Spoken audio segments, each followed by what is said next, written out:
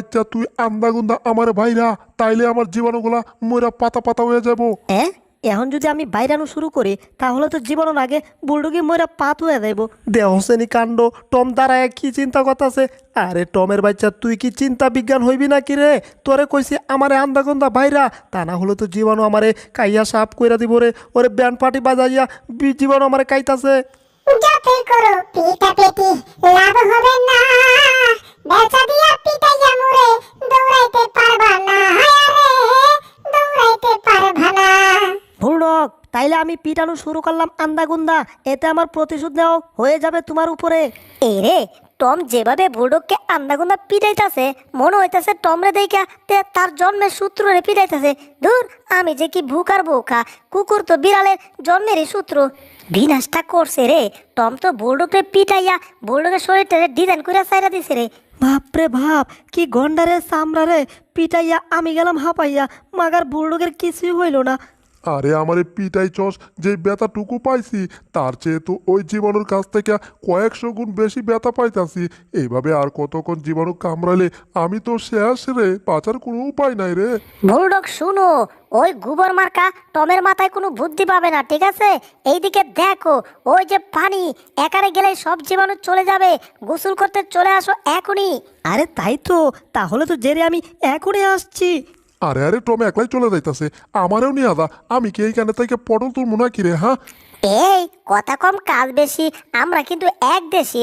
আমার সাথে সাথে এখানে আসো, দেখো এখানে কত পানি দেখা যাচ্ছে। সবাই এই পানিতে ঝাঁপিয়ে পড়ো এখনই।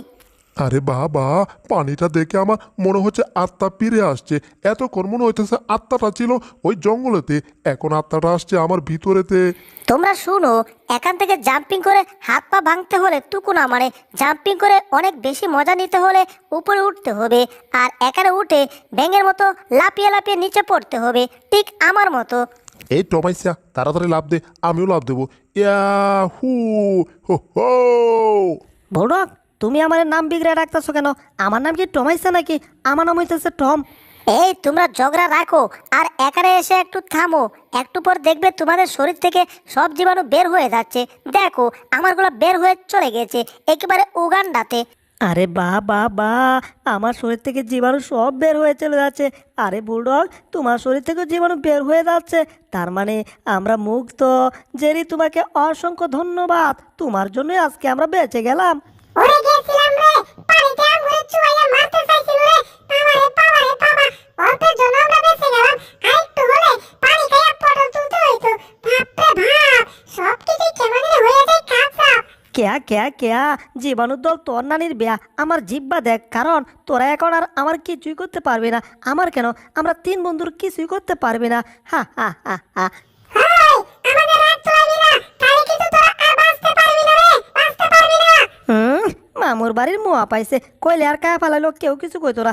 আমরা পানি থেকে উপরে উঠতামই না, তোমরা আমগুর কি করবা? কি, আমাদেরকে চ্যালেঞ্জ দিয়ে ফেলেছিস যে তোকে আমরা ধরতে পারবো না?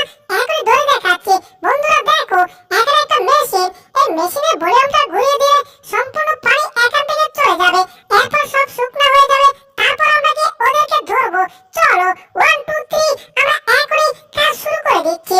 প্রথমে সবাই একসাথে কাজ করতে হবে, একসাথে কাজ করলে অনেক শক্তি পাওয়া যায়।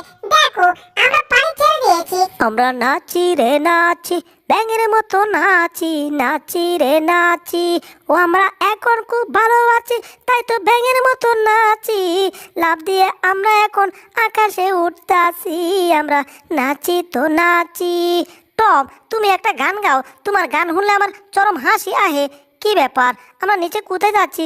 ওরে ওরে গেছি রে, ও বাপরে বাপ।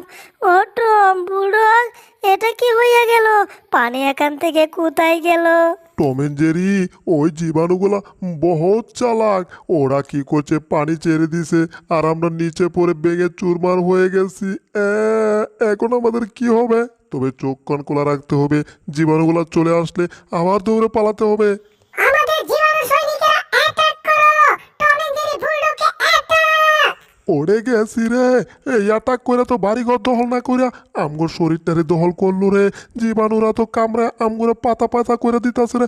ও কি করি, কোথায় গেলে বাঁচতে পারি, তাড়াতাড়ি বুদ্ধি বের করি। শয়তান জীবাণুগুলোর হাত থেকে বাঁচার জন্য বুদ্ধি তো আমাদের বের করতেই হবে। আর আমরা বুদ্ধি বের করে পেলুম, কারণ আমরা বুদ্ধির সাগর নিয়ে ঘুরি। এই যে একটা মেডিসিন দিছি, মানে কেমিক্যাল দিয়া আমরা একটা মেডিসিন তৈরি করতেছি আর কি। যাই হোক, এই টম এন্ড জেরি, এইবার এটা দিয়ে আমরা জীবাণুর গায়ে অ্যাটাক করব।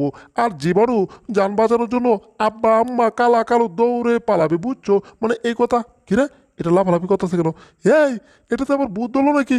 এই টম এন্ড জেরি এমন করতেছে কেন ওটা? ও হে বুলডগ, এ তো কেমিক্যাল দিয়ে মনে হইতাছে মেডিসিন বানাইছো না, বানাইছো আমগুর ওপারে যাওয়ার টিকেট। এইবার কি হবে? ওরে পালাও, বাঁচতে চলে এখান থেকে দৌড়ে পালাও। হাই হাই রে, কোথায় লুকাই রে? ওরে কোথায় কোথায়? এই তো বস্তা, এই বস্তার আড়ালে লুকাইয়া তাকি রে। মনে হইতেছে আমরা সৈনিক, বস্তার আড়াল থেকে এখন ফাইট করব, গোলাগুলি করব। ওরে এইটা আমগুর কাছে কেন এলো রে? ওরে গেছি রে। ও, আমরা যেখানে গেছি এই কেমিক্যাল মার্কা মেডিসিনটা এখানে কেন এলো রে? আইয়া তো সব কিছু দিল পাতা পাতা কইরা রে। ওরে বুলডগ, এত চেঁচামেচি না করে আগে বের হও। ওরে তাড়াতাড়ি দরজা খুলো। বাপরে বাপ, হা হা হা, বাপরে বাপ, অল্পের জন্য চুর বাসা বেঁচে গেলাম। গলাটা বন্ধ হয়ে যাইতাছিল। এ টম এন্ড জেরি, একটা ব্যাপার কি লক্ষ্য করেছো? দেখো, আমাদের শরীরে কোনো জীবাণু নেই। আমার শরীরে কোনো জীবাণু দেখতে পাচ্ছি না, কোনো কামড় কাচ্ছি না। তার মানে এই কেমিক্যাল দিয়ে আমাদের জীবাণু ধ্বংস হয়ে গেছে। আমি বাপু বুলডগের গপ একটু অবিশ্বাস করি না। অনেকবার বুলডগের গপ বিশ্বাস করে ধরা খাইছি। একটু হাতটা সোজা করে দেখি তো। এগুলা কি? ওরে গেছি রে, আবার জীবাণু কোত্থেকে আইলো রে? এবার তোদেরকে আমরা ব্যান্ড পার্টি বাজিয়ে খাবো, কারণ তোরা অপরিষ্কার, তোরা মধ্যে হারিলস না, তাই তোদেরকে এত সহজে ছাড়ুম না, যতই কাজে করো। ওরে বাবা রে, মনে হইতেছে কামলা লয়া শরীর চুলকাই রে। আরে কামলা টামলা বাদ রাখো, ওই দেখো একটা ফ্রিজের গাড়ি, ওইটার ভিতরে তাড়াতাড়ি আঙ্গুর যাইতে হবে। তাড়াতাড়ি উঠে পড়ো, আর উঠে কতক্ষণ দাঁড়িয়ে থাকো, আর দেখবে আমরা বরফ হয়ে গেছি। আর আমরা যখন বরফ হয়ে যাব, আমাদের শরীরে একটা শক্ত কভার হবে। আর কি হবে? জীবাণুরা আমাদেরকে আর ধরতে পারবে না। কিন্তু এইদিকে তো আমরা ঠান্ডা জমে যাচ্ছি। হু হু, কি ঠান্ডা রে বাবা, হা হা, কি ঠান্ডা। এই বুলডগ টম, এখন তো আমরা নড়াচড়াই করতে পারছি না। এইবার আমগুর কি হবে? আমরা তো কিছু খাইতেও পারুম না, কিছুই না। এই বুলডগ আর জেরি, সামনে চেয়ে দেখো, মনে হচ্ছে জীবাণুগুলাও আমাদের মতো বরফ হয়ে গেছে। কিন্তু একারে থাকা একদম আমাদের জন্য নিরাপদ না। তাহলে আমাদের কি করতে হবে? আমাদের লেংটি মাইরা এই বরফের টুকরো নিয়ে দৌড়ে পালাতে হবে। ভাগো সবাই ভাগো। সবই তো বুঝলাম, জীবাণুর হাত থেকে বাঁচার জন্য পালা থেকে এটা আমি কোথায় এলাম? বাপরে বাপ, কি চুক্কা চুক্কা তলোয়ার রে বাবা! একটা মারলে আমার আর হাড়গুড় অস্তিত্ব কিছুই খুঁজে পাওয়া যাবে না। ওরে বাবা, এটা দেখে ভয় করে আবার ধরতে মন চায়, আবার এইদিকে ডাইনি বুড়ির হাতে মাইরও খাই। বুঝতেছি না কোন জায়গায় এসে পড়লাম রে ভাই। এই টমাস, তোমাকে মানা করেছি ওই তলোয়ারে তুমি হাত দেবে না। সাবধান, হুঁশিয়ার, সাবধান। সাবধান হুঁশিয়ার? এই তলোয়ারে হাত দিলে কি এমন মহাভারতটা নষ্ট হয়ে দেব? আমি তো কিছুই বুঝতেছি না তলোয়ারটার মধ্যে কি আছে। এখন তো মন চাইছে এটাকে ধরে দেখার জন্য। এই টম, তোমাকে মানা করেছি, এই তলোয়ারে হাত দেবে তো দূরের কথা, এটাতে কোনো নজর দেবে না। শুধু এটাকে তুমি পাহারা দিয়ে রাখবে, আর তা না হলে তো বুঝতেই পারছো তোমার কি হবে। হ্যাঁ, আমার কি হবে? আমার কি বিয়া হবে? বিয়া? ওই বেটা বিলাই, চুপ থাক। করস চুরি, আবার করস সিনা চুরি, আবার বলছিস তোকে করবে বিয়া। দূর, তোর মতো চুর মার্কা বিলাই রে খেলা করবো বিয়া? সারাদিন করস চুরি, এমন কইতেছ তোরে করাই দিতে বিয়া? ও লাল ম্যাডাম, হেই ম্যাডাম তো চলে গেছে গা। এখন আপনি কি আমারে করাইবেন বিয়া? হুরু, বিলাইটা পাগল হয়ে গেছে, এই না থাকলে আমারও পাগল বানায় লাগবো। তার আগে আমি এখান থেকে কাটতে পড়ি। এই যা, দুই ম্যাডামই গেছে গা। যাগুয়া, এই তলোয়ারটা দেখে তো আমি আর ঠিক থাকতে পারতাছি না। তলোয়ারটা দেখতে কত সুন্দর, কিন্তু ম্যাডাম তো নিষেধ করছে, এটা ধরলে নাকি আমার পিটাইয়া উগান্ডা পাঠাবে। কিন্তু না, তলোয়ারটা তো আমার ধরতে হবে, কারণ আমি যদি একবার তলোয়ার হাতে নিতে পারি, এই তলোয়ার দিয়ে জেরিকে সাহায্য করা যাবে। হ্যাঁ, কিন্তু সমস্যা একটাই, আমি যদি একটু ভুল করি, ওই দুই ডাইনি বুড়ি ধরতে পারে, তাহলে আমার পাতে রশি বাঁধ দেয়া আমার উল্টা বা গাছে ঝুলাইয়া রাখে রে বাবা। থাক, এসব বাদ দিয়ে আমি একটু আরাম করে ঘুমাই।